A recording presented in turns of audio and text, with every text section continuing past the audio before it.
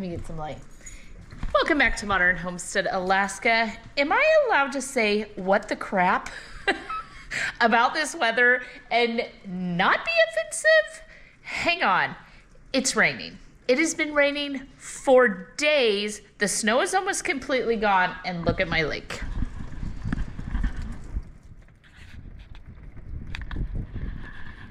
Do you see that? That's about 3 inches of ice with an inch of water on top of it. I can't even walk out front because it's an ice skating rink. Ignore that I'm a mess. I want to address the wood cook stove a little bit because I get so many questions and comments about it. And it isn't, how do you put it? I'm so grateful for it. I have zero regrets, none, zip, zilch, nada whatsoever. It is the centerpiece when you walk into our homestead. Currently, our pellet stove is broken. We have no alternate heat source. So right now, it is this big bad mama jamma. So I love her. She does a fantastic job. It's winter here, minus all of the rain, and it's messy, and it's hard, and what do we do? How do we keep up on that? Starting out with number one, they are dirty. They are messy and dirty, and if you open it wrong, it smokes into your house, and when you throw the wood in there because you've opened it correctly, I have it turned down, which is why you can't open it. Hold on. And then you open it wrong, you throw some wood in there, and it throws ash everywhere. Look at this is the reality of my pan wall and my house. Over here, the top of the wood cook stove is a total dirty, filthy mess. Well, then when it gets really, really cold, not only is the top a mess, and you see that anything that spills on it sticks to it, but we can clean it up. It's just a little bit more difficult in the winter time than it is in the summer when it's not running. When it's not running, you just come over and wipe it off, easy peasy. It's not throwing all that dust in the air. So we established that it's dusty and dirty. Now, it is warm, as you can see, but it's not overly hot right now. And so one of the things that I can do, and I try not to start out with a wet rag, is you can get a glove or anything like that if you're using wet. This is just some vinegar spray. Your rag is wet, it's gonna steam into your hand, so you have to have something on there. And you just come in, and it takes a while, but you try not to burn yourself. There we go. Now, this area of my stove is roasting hot because this is the only heat source that I have running right now. And so putting anything on there, it just is going to, can you see the steam coming off the rag, how filthy that is? So I just slowly kind of wipe it down. So using a wet rag, I can clean some of the back here and the splatter and just treat it a lot like a regular stove that just happens to be hot.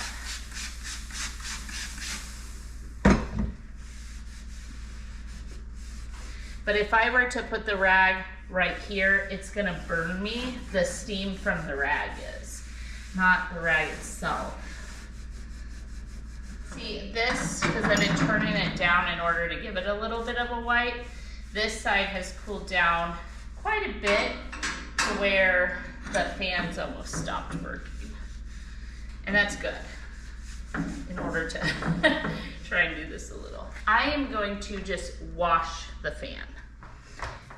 Now, as far as the front, can you see right here? Get down here with me. You see right here where we get ash and so on. You don't want to do this after you have recently loaded the stove. What is that? That is ash, that's hot charcoals. things that have fallen out of the stove because it is clearly it's burnt. So if you were to vacuum that up, say right after you loaded it, you have the risk of there being a hot coal in that. So 2 ways that I do it. One is I'll just use the broom, sweep it off onto the tile, but I know I haven't loaded the stove in quite a while in preparation for this moment, so I am gonna vacuum this. Back to our clean rag, we can use some soap and water if you want, but you can give it anything that you can touch without causing steam can be washed.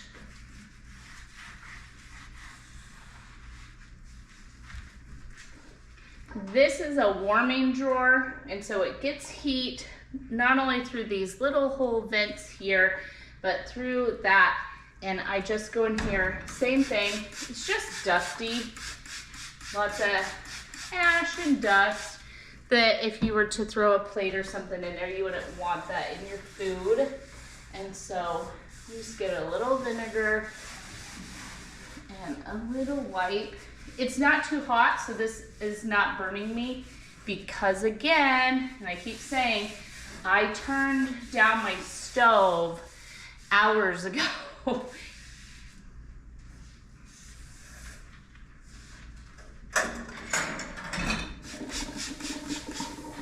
So we're less than 200 degrees.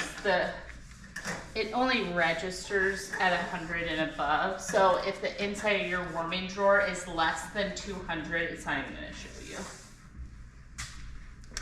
Okay, and now I'm just gonna take everything off the top, wash it all off, and then we'll wash the top. I hope you're getting the sunset there. It's actually really early. It's only 3 o'clock in the afternoon. So I'm gonna use a wet rag to collect the dust.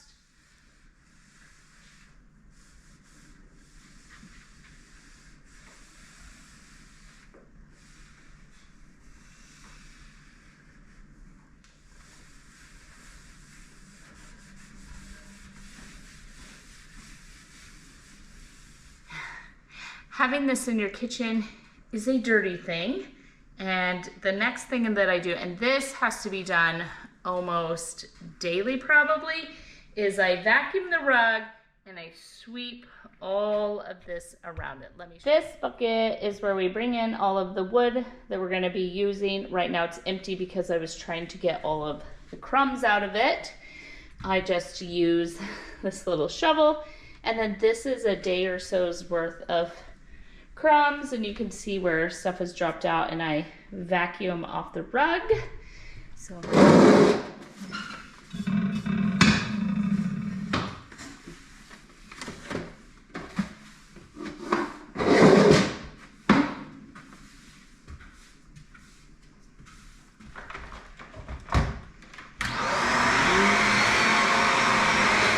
don't even know what you're looking at, but I'm just gonna use the little vinegar spray because I don't want to ruin my pans or my wall.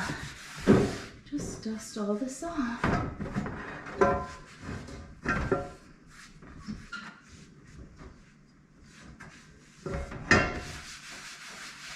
So it is really helpful. You gotta break up. So this wall is metal. This was custom built. So Aaron and I designed it, and we went into a local metal shop called All Steel in Wasilla, and they built this for us, and then we brought it home, and all the pieces slide together. But I love it because what you didn't see right there is there was like a little bit of oil from the cast iron pan, and I was able to just scrub it off without ruining the pan at all.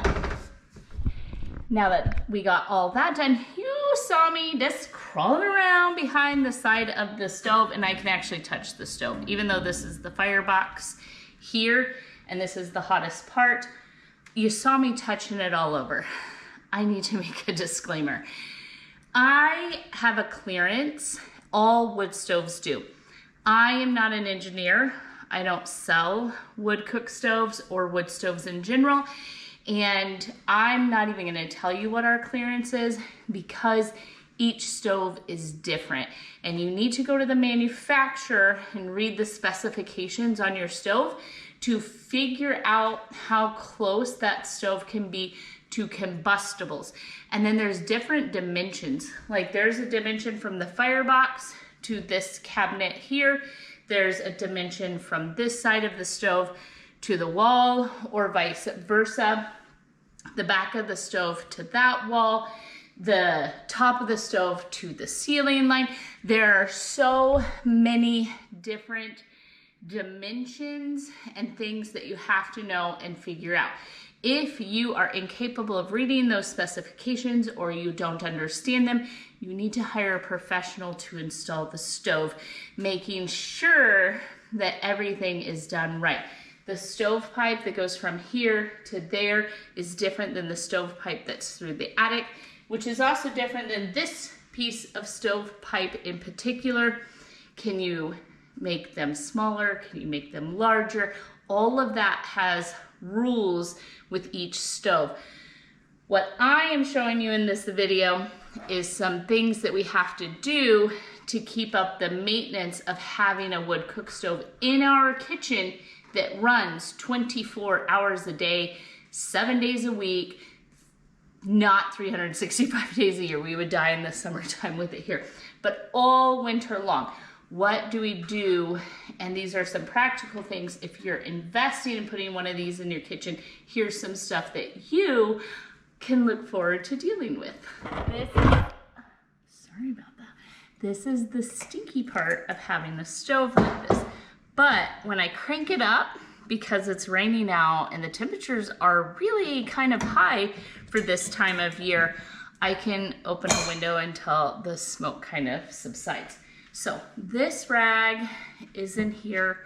We keep some lard, whatever it is that you use on your cast iron, you will use on this stove. Now, I get a good chunk of it in here. This makes it all pretty. But again, I'm using a glove because it's gonna melt this onto my stove. And you can see this side still has so much of the original coating on it. And this, where all the pans get put and everything gets done.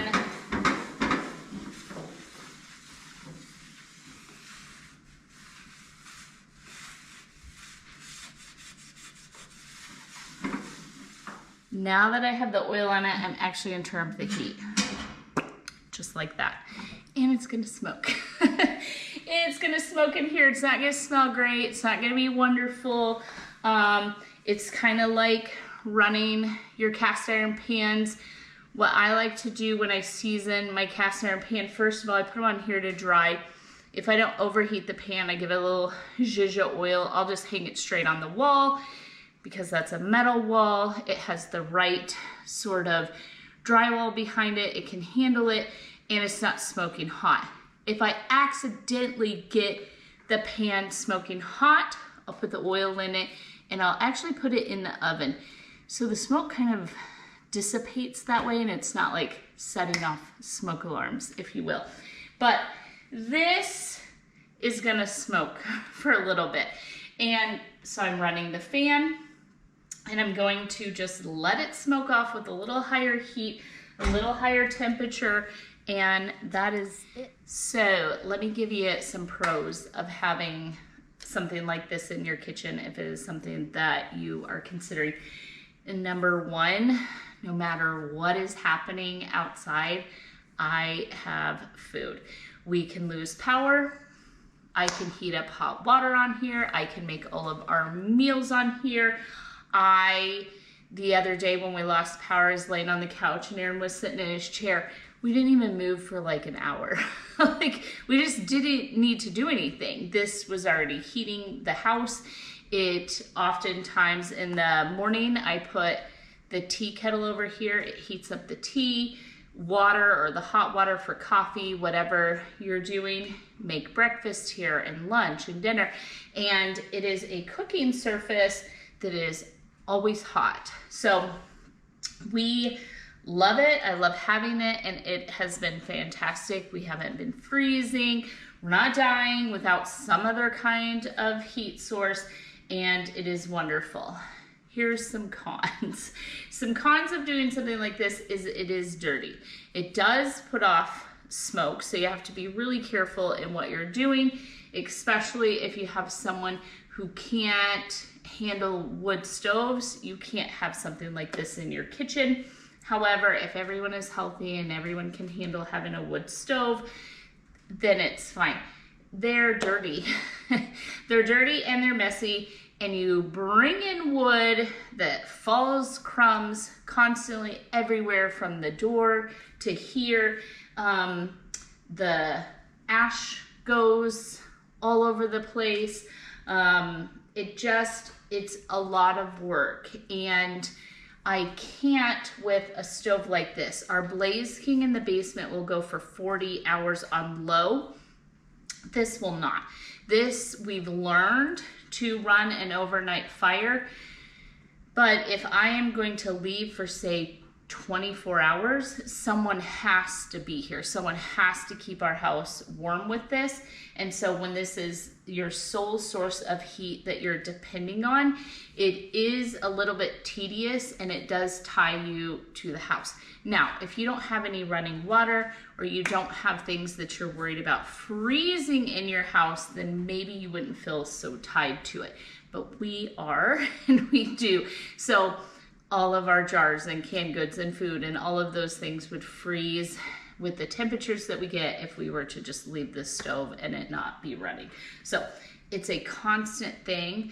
I will link some other videos in a playlist. You can go check out some other stuff having to do with our wood cook stove. And it just is a labor of love, is how I would put it. But would I recommend this? 1000%. I feel like it was not a mistake. In fact, I feel like we did the right things. The way that we built this house, even though it's very modern in its look and the insulation and windows and different things that we did with the home, we went very primitive with our heat source, because I completely control getting wood and having heat, and I am not dependent on the grid in any way, shape, or form, whereas I would be with propane, with diesel, with oil, with gas, electric, all the other heat sources, even the pellets for a pellet stove. I look at that as dependent on the grid, because you have electrical and the pellets are man-made. So wood is king. It is superior in my opinion, and I think that we made the right choices in doing what we did with the wood cook stove. So let me know questions that you have in the comment section. If you will, I am very good, I think, at getting back to folks, and I try and respond to as many comments as I possibly can. So if you have questions about the stove, let me know. I'm gonna link where we got it and what stove it is, in case you're curious. The place we got our stove from is in the lower 48, and they ship to Alaska. So if you're looking at lots of other wood stoves, Obadiah's is where we got it.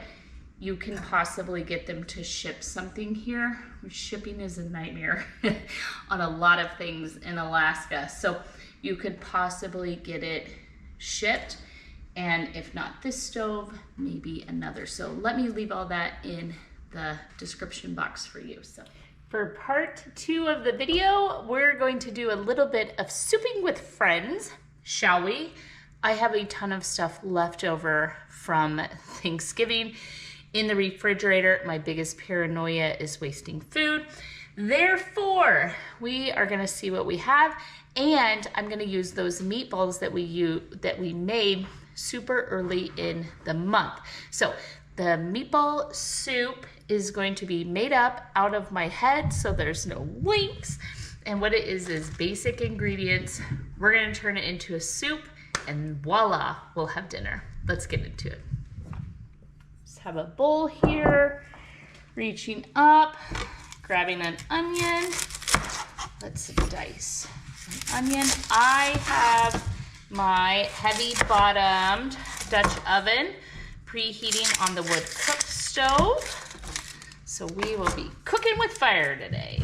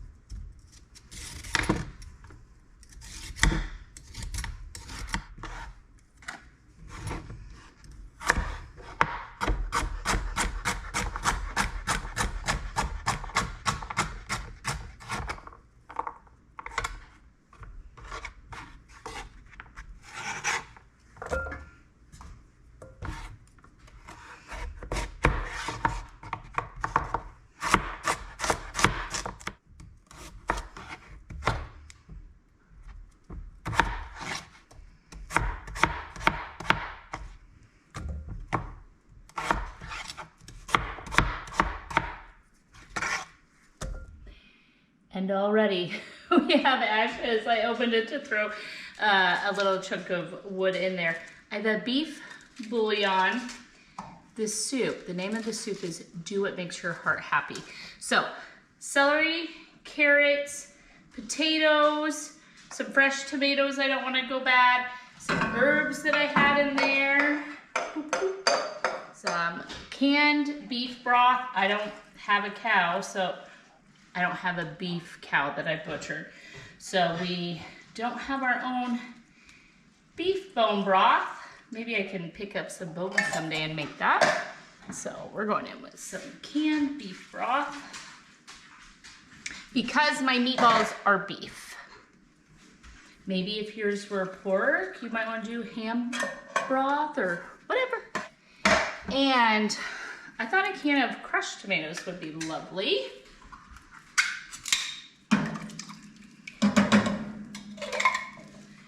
Give it a good stir. Oh, you know what I threw in there? The rind. Let me see what you're looking at. I threw in there the rind from the Parmesan cheese that we had at Thanksgiving. And so that rind is gonna cook down and be fantastic. And then I have this whole bowl of the frozen meatballs that we made. Thanks to Raven, this was her idea. Hers is probably a little bit different, but the idea came from her to make this. So thank you, lady, appreciate you. So I'm gonna heat this to simmer and then I'll put the meatballs in. I don't want them completely breaking apart. I'm making this up as we go along. You know what it could use? A little salt and pepper. All right, a little pinch of salt. I don't want to go too much because of the bouillon and the broth. I don't know how salty they are because I didn't make those myself. So I'm just going light on the salt. Plenty of black pepper. And then it smells so good.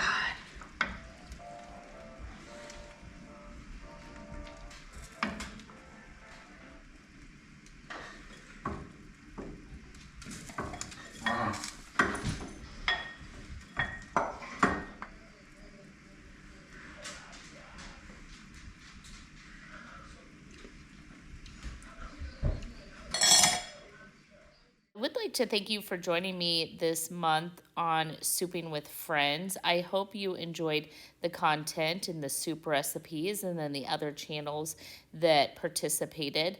And I also hope that you enjoyed learning something about my wood cook stove and the way that we do things around here on our modern homestead here in South Central Alaska. And then lastly, I would just like to say thank you for being you. Thank you for being part of the channel and spending some time with us each and every week. You are all greatly, greatly appreciated. I would also like to let you know about my friend Crystal. Her and I did souping with friends together. She is over on Flat Tire Farms. And if you will just check out her channel, it would be awesome. She has a souping with friends playlist over there as well. So you can make the choice of heading over to Flat Tire Farms and check out what she has going on. If you choose her souping with friends and you just click on the hashtag there itself, you can watch her souping videos, but it will also lead you to all of the other videos that are using the same hashtag. You can always stick around my channel. It looks like this. If you go to the top and choose playlist, Souping with Friends is right there at the top, and I too have taken the time to try and save as many Souping with Friends videos as I can from other channels in this playlist.